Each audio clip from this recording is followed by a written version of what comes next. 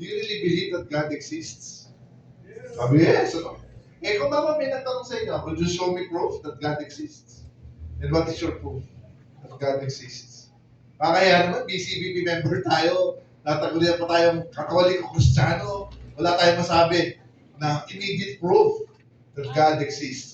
Siguro when you go home, now when you Google it, you Google the question, chat GPT the question, hindi na nag-Google ngayon, chat GPT na.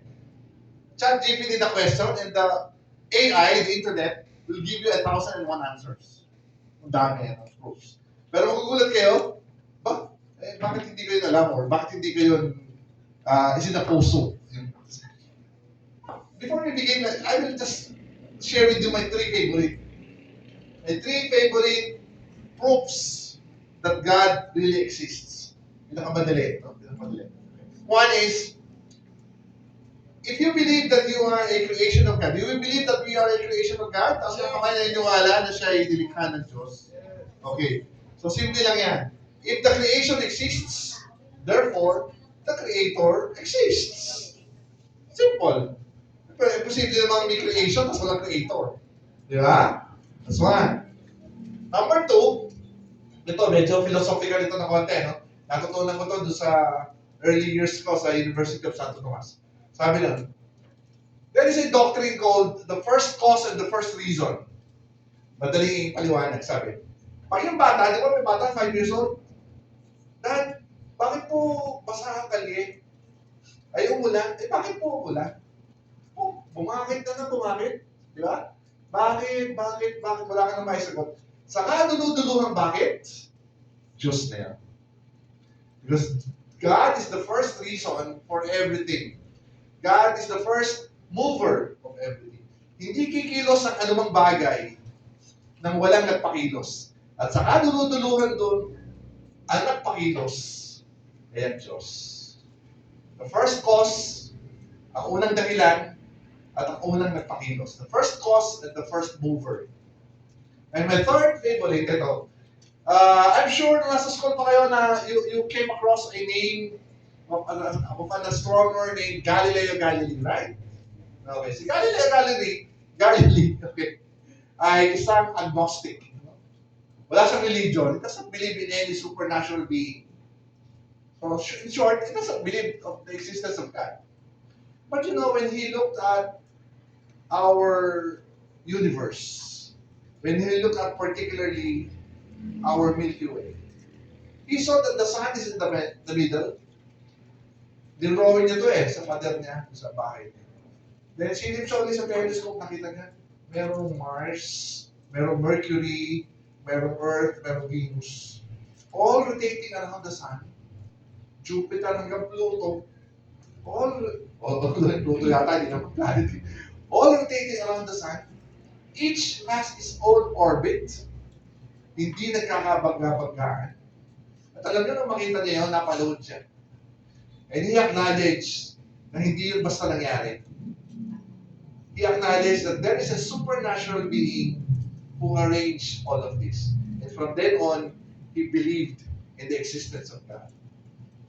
Those are my three favorites. I'm sure, no, sabi ko nga, chat GPT yung question, and please, adopt a favorite reason. Kasi minsan, matatanong kayo ng mga pilosopo kung kasakay nyo sa jeep. Tatanong kayo dyan. Tatanong kayo sa barberya, wala kayong may sagot, nakakahiya. Di ba? So, if God really exists, no? If I have convinced you that God really exists, and so the question is, what kind of God do we have? Ano ba klase ng Diyos meron tayo? Okay. The talk aims to tackle two important issues this afternoon. First issue is that we will try to know God more with the discussion of His attributes, mga katangian ng Diyos. Mga katangian ng Diyos na hindi natin inimbento. Mga katangian ng Diyos na nakita natin sa Scriptures. When I say Scriptures, it's always the Bible.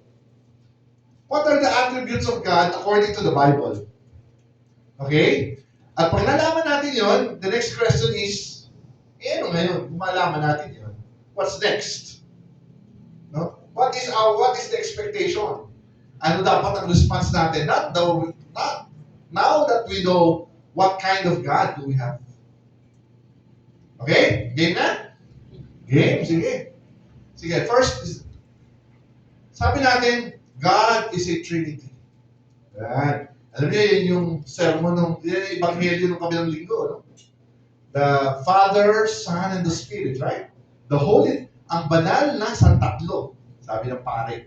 The Holy Trinity. It is the central mystery of the Catholic faith.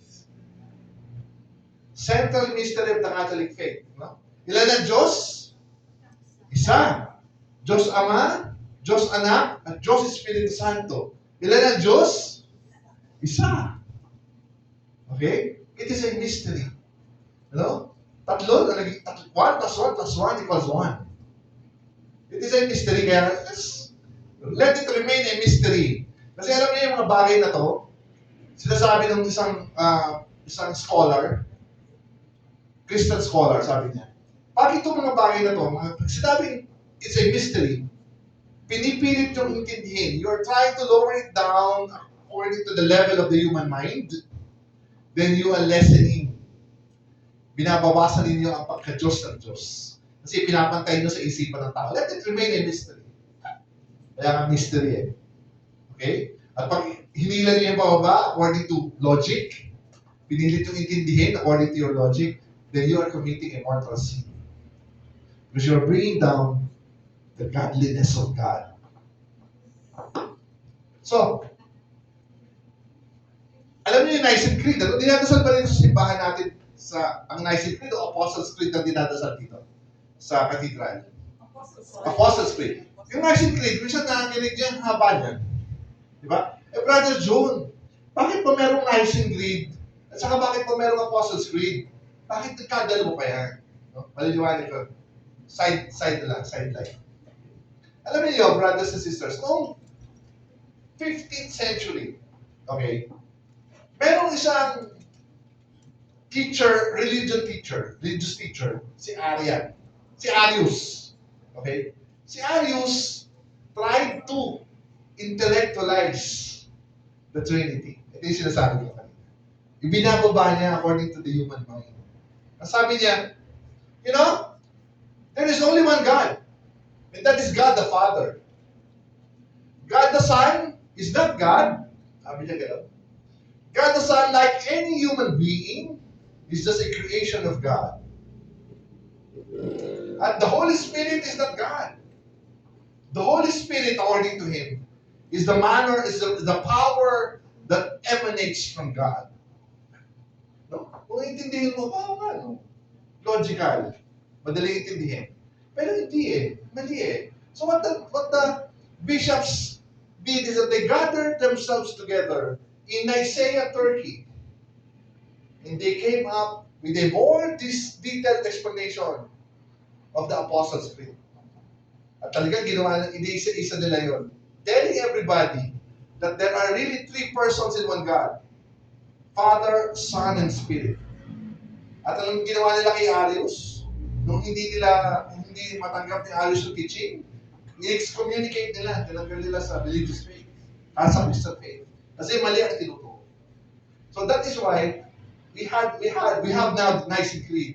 It is the collective result of the discussion of the bishops to battle Arianism. Okay na? Uwi na tayo. Okay. Sige po.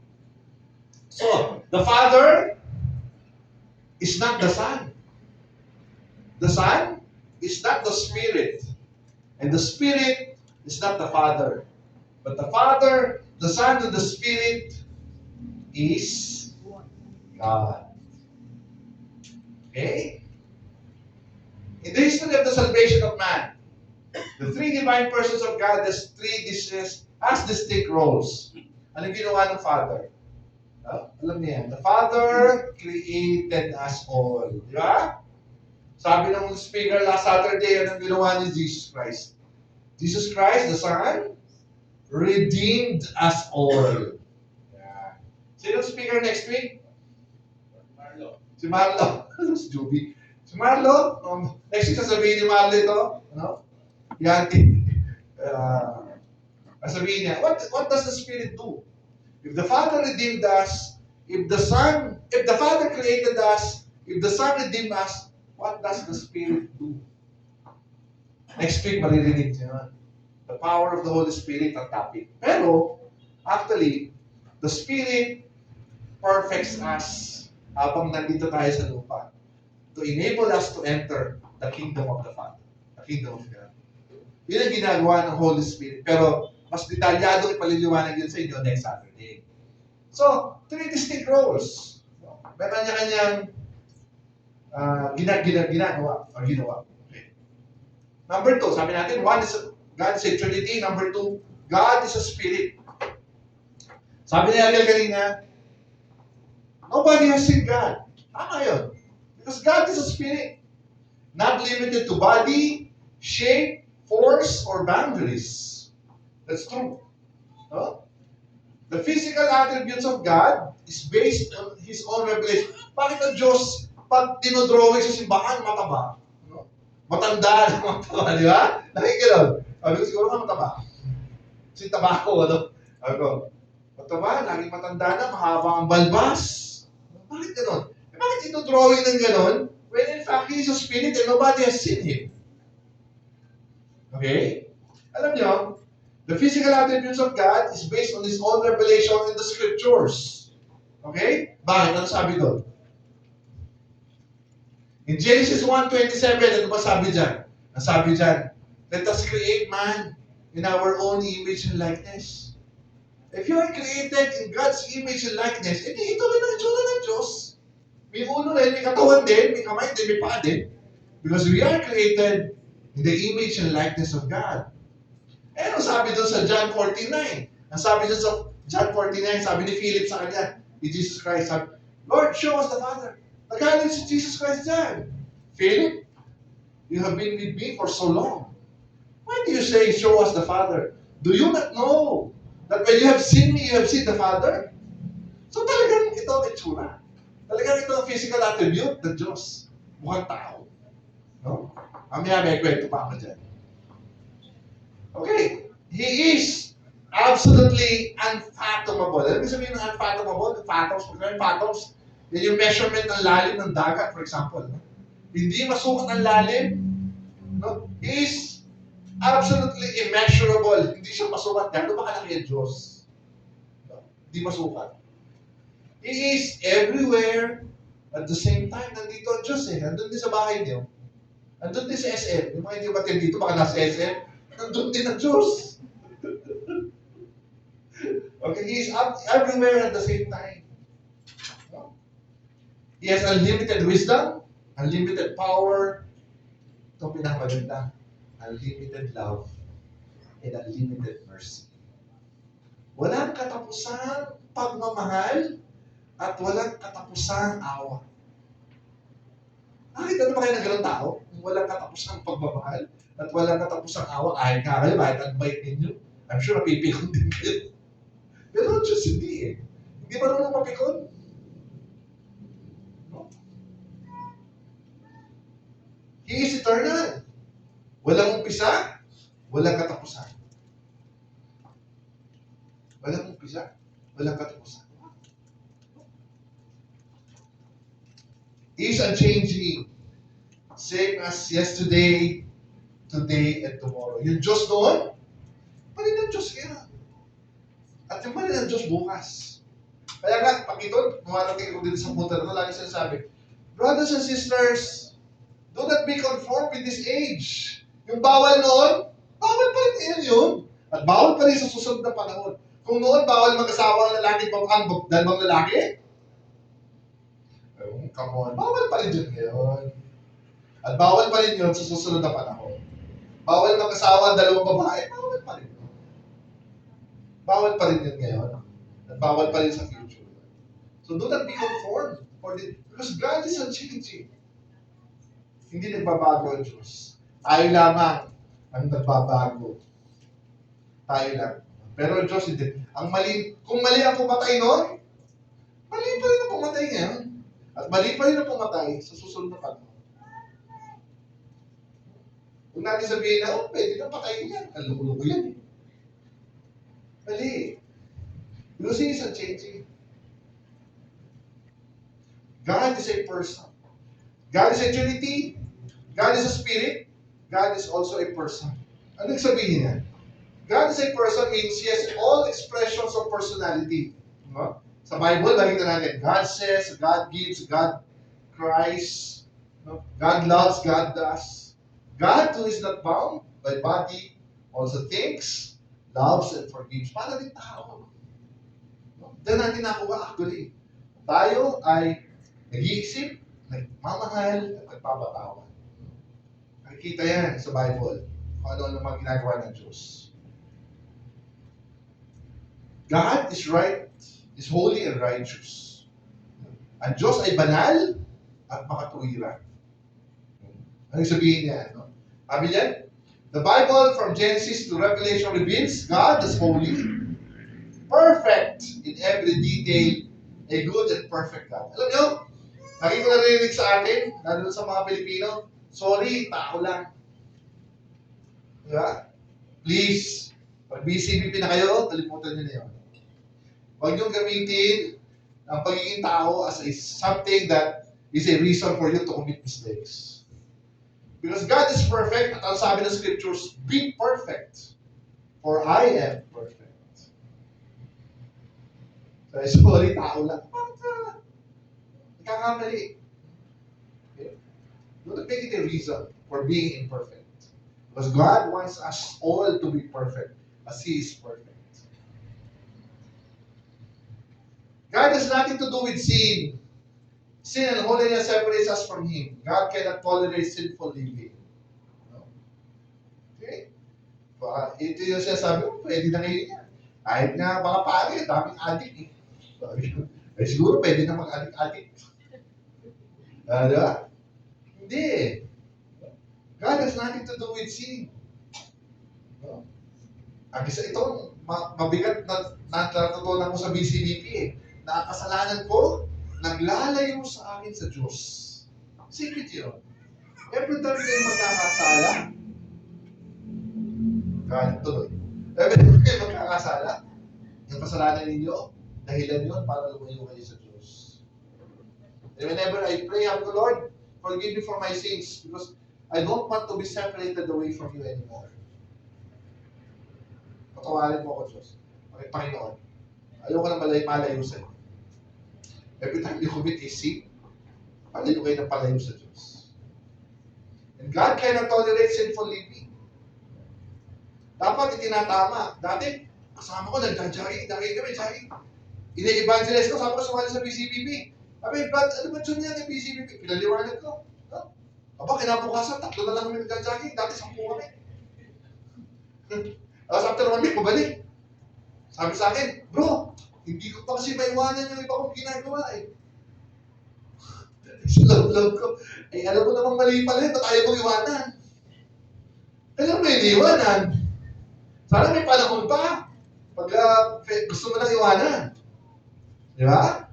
Kasi alam ko naman maraming bisyo. No? Bukod doon, may mga number 2 pa. May number 3 pa nga yung isa.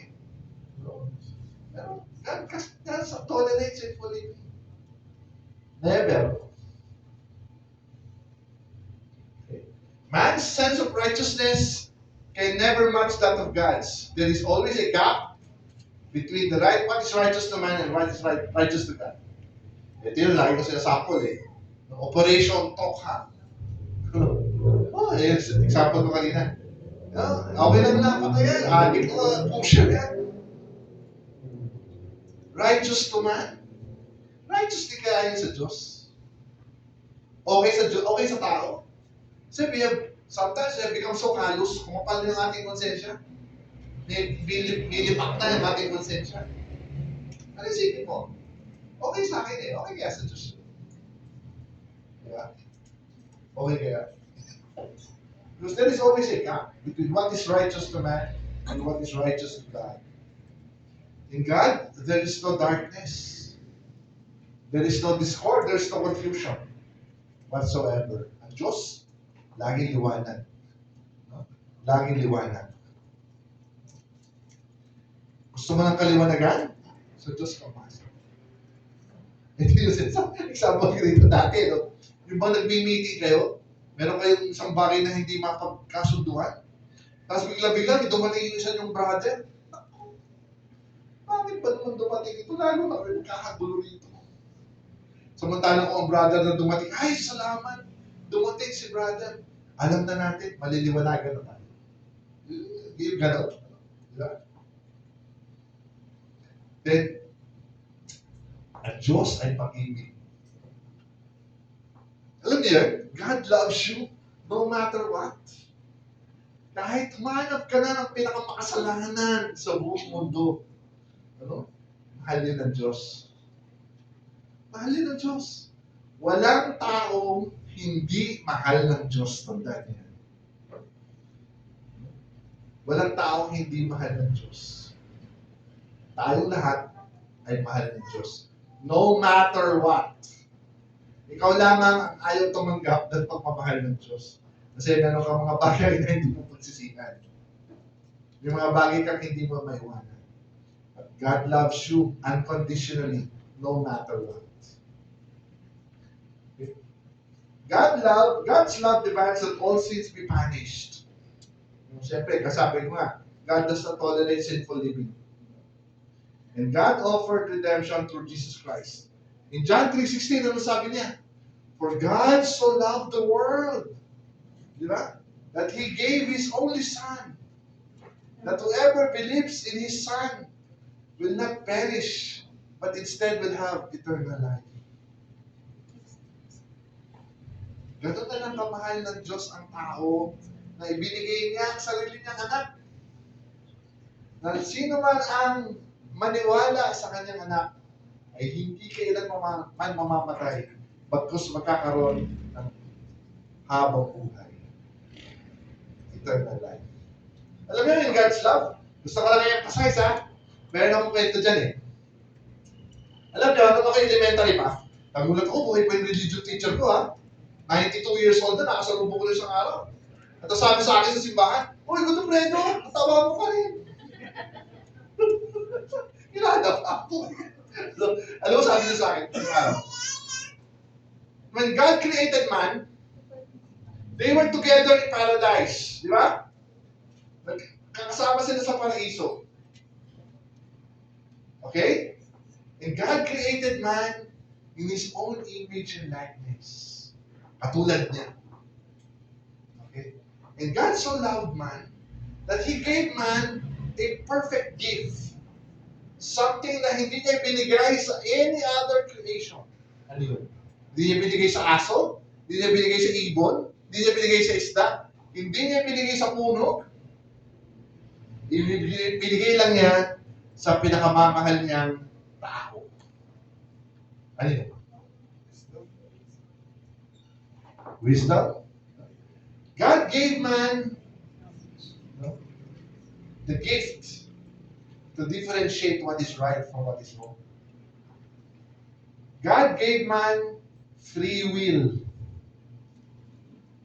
Hindi niya binigay sa aso yan. Hindi niya binigay sa kung ano. Sa tao lang. Kaso, ganito nangyari yan. You know the story. No? When Satan saw man, nakita niya, si Adam and Eve. Sabi niya, oops, ba? Sino itong mga to? Mukhang Diyos din. Kasi we created the image and likeness. Mukhang Diyos din. Diyos din kaya itong mga to. So, when Satan saw them, sin entered the picture.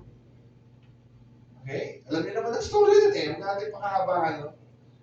Kaso, because of sin, man fell out of paradise.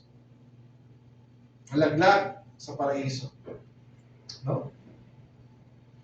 And as time went on, the sins of man grew bigger and bigger, and the man drifted farther and farther away from God. Kaya yung sinasabi ko eh, ang kasalanan ay patuloy na naglalayo sa akin sa Diyos.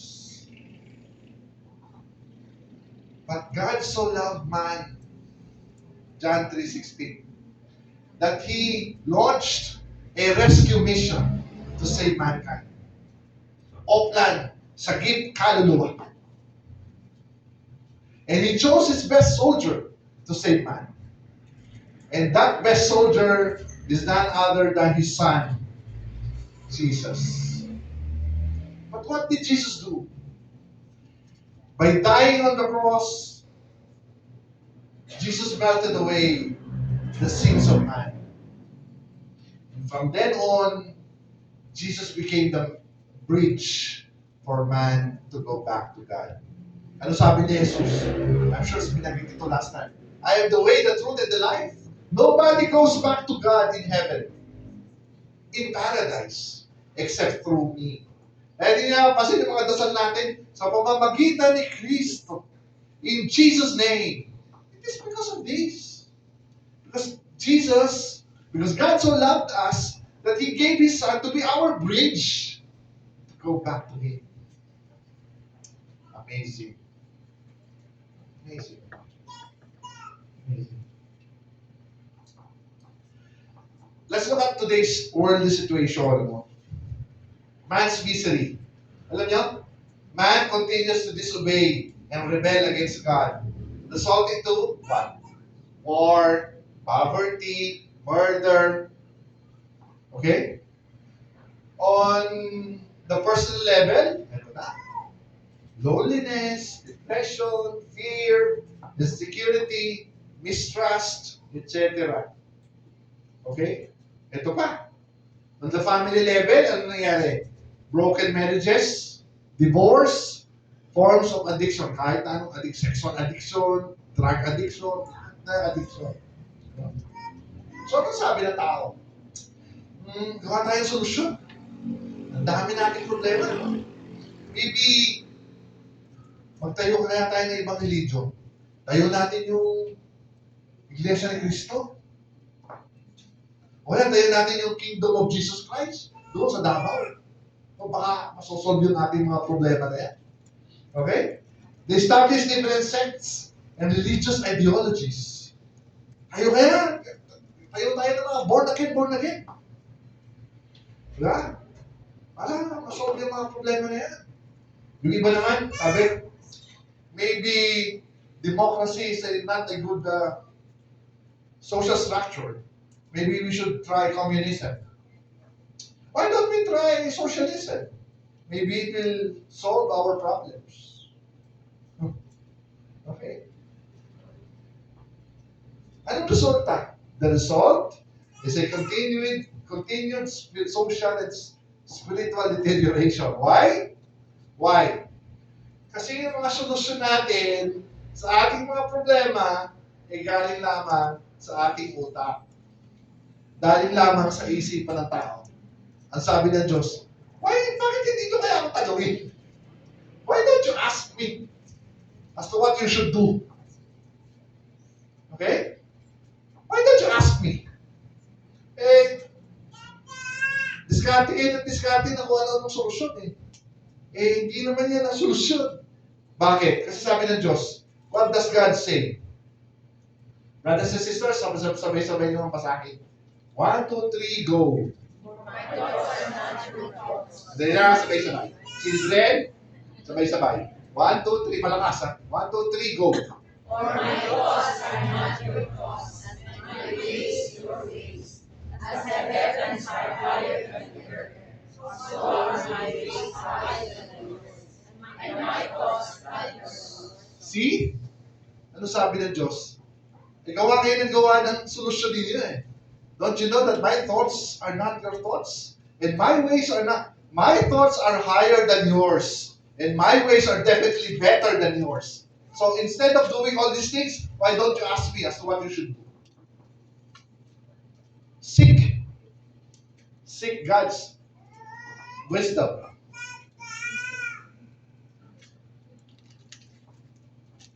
Ito pa. God says that human efforts apart from Him are useless. 1, 2, 3, go. I am the vine. 1, 2, 3, go. I am the vine, and you are branches. You live in me, and I in you. With the roots of my feet. For apart from me, you are nothing. Apart from me, You are nothing. you are nothing. Kung ano ano pinaggagawa niyo eh. Apart from me, you cannot do anything. Kita niyo ba yung word na Christian? Christian. As in yung Christ. Ano lang tira? I-A-N. I am nothing. Taba ng utak na nakaisip. Apart from me, you are nothing. So instead na kung ano-anong hinahanap ninyo, why don't you seek my wisdom? And I will show you the way. Kasi sabi niya, 1, 2, 3, go. I, the Lord your God, teach you what is for your good, and lead you on the way you should go. Lord, ako po ba yung mag-a-abroad? O ako yung mag-aasawa na? Lord, anong trabaho pipiliin ko? Alin kaya? O alin kaya? Lord, ako ba yung pupunta sa SM? O atin ako ng PCNP? Ask the Lord. Ask Him. Surrender. Surrender your anxiety. Surrender your confusion. And the Lord will definitely show you the way. Kasi pinangako niya yan eh. I will lead you on the way you should go. Ask the Lord. Isaiah 48:17. Ito pa, paborito namin. Ano? 1, 2, 3, go. For I know the plans I have for you, declares the Lord. Plans to prosper you and not to harm you. Plans to give you hope and a future. Then you will call on me and come and pray to me, and I will answer you. You will seek me and find me when you seek me with all your heart and all your heart. Plano ba ng Diyos na magkasakit ka? Plano ba ng Diyos na lumubog ka sa utang? Hindi. Because I know my plans for you and that is to prosper you. Hindi mo lang kasi sinunod ng Diyos kaya nagkaganyan ka. Hindi plano ng Diyos yun, sabi. Nasabi dyan, ito pinakabay, you will call me and I will answer you. When you seek me with all your heart, I will be there and I will reply. Lord, ano ba ang dapat kong gawin? Lord, itong aking asawa, ay tumigil ang pagsasabong, anong dapat kong gawin? Sinusuko ko na sa sayo. Lord, itong aking asawang bungangera, pagkagising ko sa umaga, ito, anong dapat kong gawin? Seek the Lord. Lord, bibili ako pantalon eh. Samahan mo nga ako, bibili ba ako pantalon? Pagpunta ko sa Levi's, walang size 40. Hindi ka bibili pa. Always seek the Lord. Kasi ito nga sinasabi ko eh. You know, before joining the BCBP, ang tingin ko sa Diyos is a very big being, nakakatakot. Ang laki ng Diyos. Somebody na kaya ko tapahan or, is a very big, sa iba-iba yung image ko sa kanya nakakatakot. But when I joined the BCBP, I learned na hindi pala. Gusto pala ng Diyos, BFF mo siya. Gusto pala ng Diyos, kapamilya mo siya. At gusto pala ng Diyos, kasama mo siya araw-araw. Yung nandiyan lang, pwede mo tanongin anytime. Nagkakain ba ako na rin? Para masama sa akin na rin, huwag ka rin. Lord, patikim ako na rin ha. Tikman ko lang. Legit lang. Ang tingin mo pala, isang ganera. Seek Lord, seek the Lord. The Lord is all, yung kanta, Yahweh, I know you are here. Diba? I know you are here. Standing beside me all times. God is with us. Kaya nga sister, ano pangalan mo, sister? Nabisa ko nga. Ang maganda kong pangalan, si Jean. Si Jean, si brother Jeeks. Alam mo, basta J, maganda. Si Jean at si Jeeks. You know? God is so happy that you guys are here right now. Meron dito, I'm sure, isa, dalawa, tatlo, apat na beses sa Bino Bidang na kayo pumunta. Meron pa gano'n? Meron gano'n, I'm sure. I'm sure. No? Ang sabi ng Diyos, naku, salamat. Dumating na si Jigs Dini. Ang tagal ko na siyang hinihintay. Salamat, nandito na siya. Now I can show him my power. I can show him how much I love him. Salamat, nandito na si G. Ito pa.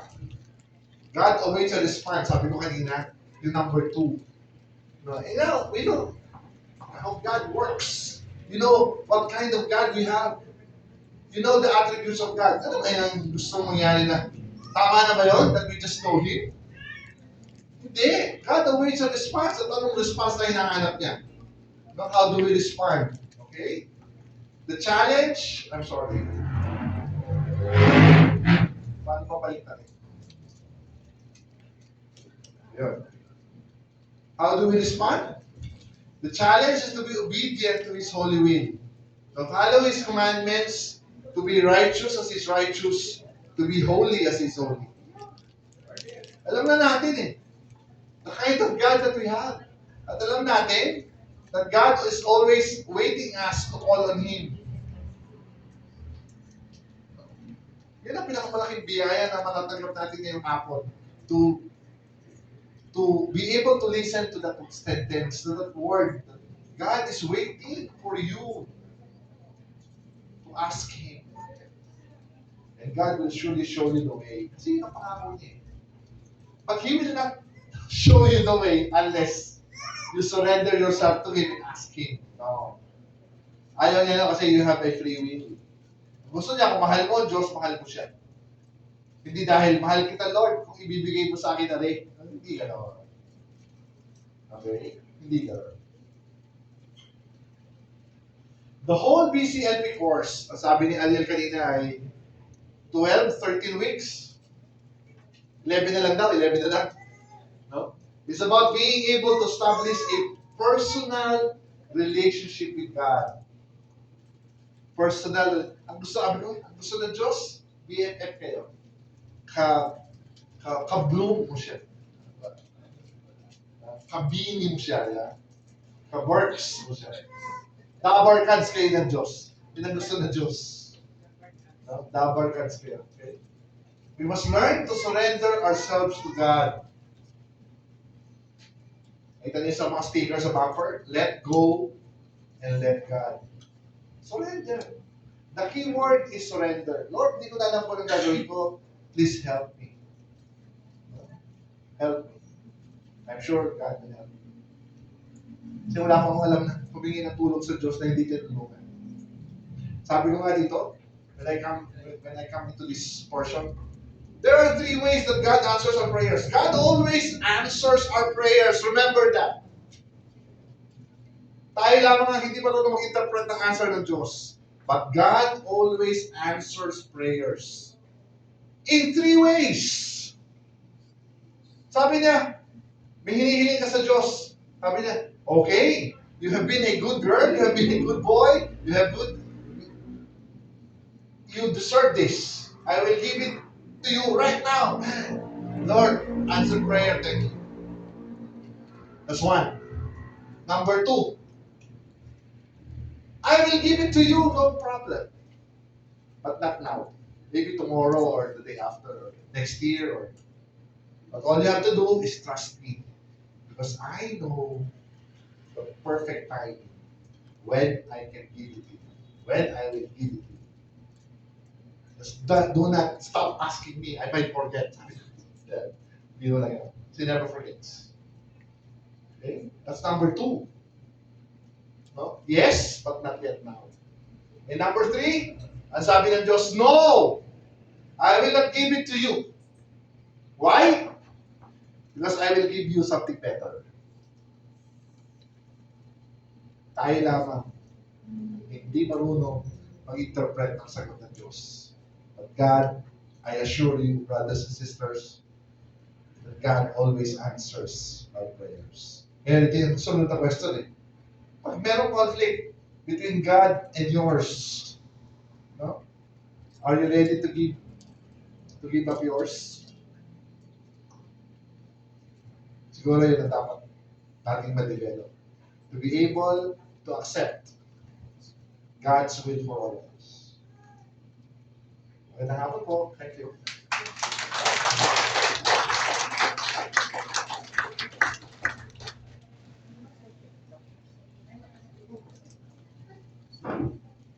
Thank you, Brother Jun. I was really stunned by the way he talked and the way he speak, the wisdom that he has.